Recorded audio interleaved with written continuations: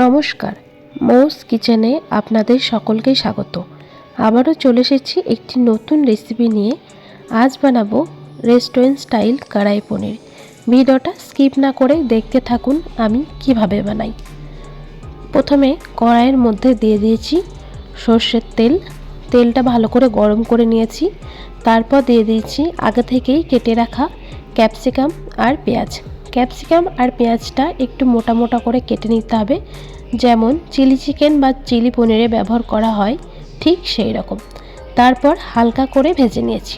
ভাজার পরে আমি দিয়ে দিয়েছি এখানে টুকরো করা পনিরটা হালকা করে ভেজে নেব। এখানে আমি তারপর দিয়েছি অল্প একটু লবণ আর অল্প একটু লঙ্কা গুঁড়ো। তারপর হালকা করে ভেজে নেব পনিরটা কিন্তু আমি এখানে বেশি ভাজবো না। পনির বেশি ভাজলে শক্ত হয়ে যায় আর টেস্টটাও ভালো আসে না। এখানে আমার পনিরগুলো সব হালকা করে ভাজা হয়ে গেছে। তারপর আমি তুলে নিয়েছি। তারপর ওই কড়াইয়ের মধ্যেই আবারও একটু সর্ষের তেল দিয়েছি। তেল দেওয়ার পর ফোড়নের জন্য দিয়ে দিয়েছি গোটা জিরেটা একটু ভাজা ভাজা করে নিয়েছি। তারপর দিয়েছি কুচি করা রসুন আর আদা, হালকা একটু ভেজে নিয়েছি। ভেজে নেওয়ার পরে দিয়ে দিয়েছি পেঁয়াজ কুচি। এখানে আমি একটা মশলা তৈরি করব, ভাজা মশলা। তার জন্য নিয়ে নিয়েছি গোটা জিরে, গোটা ধনে, মৌরি গোটা, একটা শুকনো লঙ্কা, একটা তেজপাতা আর কিছুটা গোলমরিচ। হালকা করে ভেজে নিয়েছি। তারপর একটা পাউডার বানিয়ে নিয়েছিলাম। এখানে আমার পেঁয়াজটা ভাজা হয়ে গেছে। তারপর আমি পেঁয়াজের মধ্যে দিয়ে দিয়েছি স্বাদ মতো লবণ, আর দিয়েছি হলুদ গুঁড়ো, জিরে গুঁড়ো, ধনে গুঁড়ো আর দিয়েছি লঙ্কা গুঁড়ো। এরপর মশলাটা ভালোভাবে কষিয়ে নিতে হবে। এবার মশলা থেকে তেল ছেড়ে এসেছে। আমি এখানে 2টো টমেটো পেস্ট করে রেখে দিয়েছিলাম আগে থেকেই, সেই পেস্টটা আমি দিয়ে দিয়েছি। তা আবারও ভালোভাবে মশলাটা কষিয়ে নিতে হবে। মশলা থেকে তেল ছেড়ে এসেছে।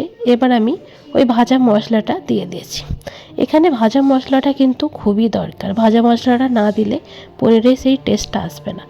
তারপর আমি দিয়ে দিয়েছি অল্প একটু কসুরি মেথি আর অল্প একটু চিনি। ভালোভাবে কষিয়ে নিয়েছি। তেল ছেড়ে এসেছে। তারপর পরিমাণ মতো জল দিয়ে দিয়েছিলাম।